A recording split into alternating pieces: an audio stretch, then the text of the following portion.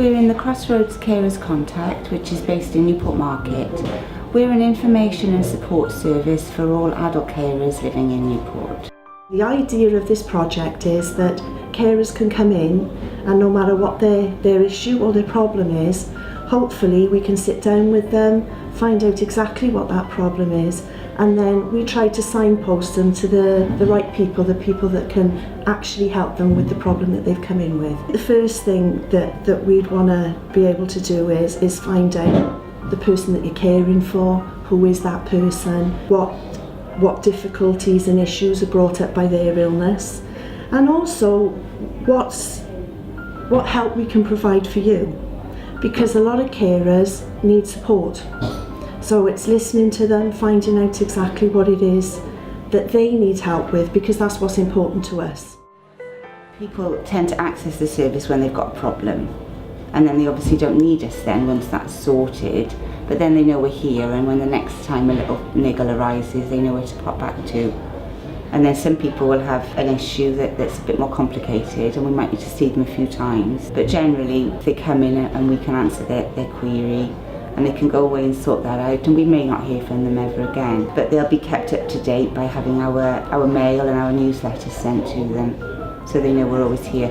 And the good thing about being in here is that we're fairly close to the bus station, we're fairly central, nobody's really more than one bus ride away, and if they're using town, which older people tend to do anyway, it's not too much trouble just to pop in. We do have carers that just come in because they're just really upset, they're just fed up with their caring role, they just feel they can't take it anymore. They can actually walk away from the situation, but they need to just let off some steam or talk to somebody. Because we run this as a drop-in centre, if you like, almost, people don't make appointments to come, they come when they need us.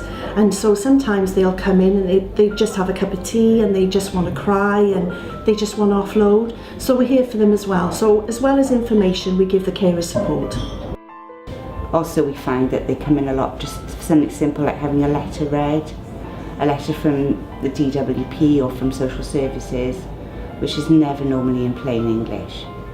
So we can just sit and explain things to people, you know, slowly and calmly. The emergency card for carers was set up because we heard here that an elderly gentleman who was bedridden and was insulin dependent, his wife came into town and his wife had a stroke. And unfortunately she was unable to tell anybody about her husband. Unfortunately, by the time they did find out about the husband, he'd passed away. So we came up with some partnership working with telecare. The idea now is that if the emergency services find this card, to see if they can get help to the cared for person, and they will explain the situation, that the carer is in hospital. If they don't get the response from the cared for person, then telecare do have a rapid response service, and they will send them round to the cared for person to check that this person's okay. This service we've been running now for about 6 years, and it's helped 4 people. And when we set it up, we said if it helped one, it was enough.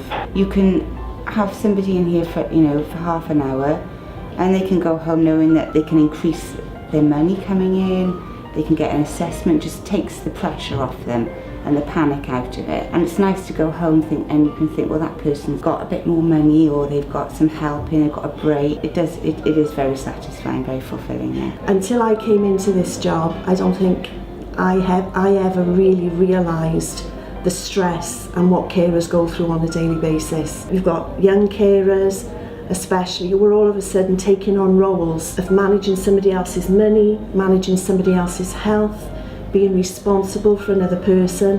And I think whether you're a child or an adult, that isn't easy. People often come in here to chat to us about the decisions that they're making because they want to know it's for the best.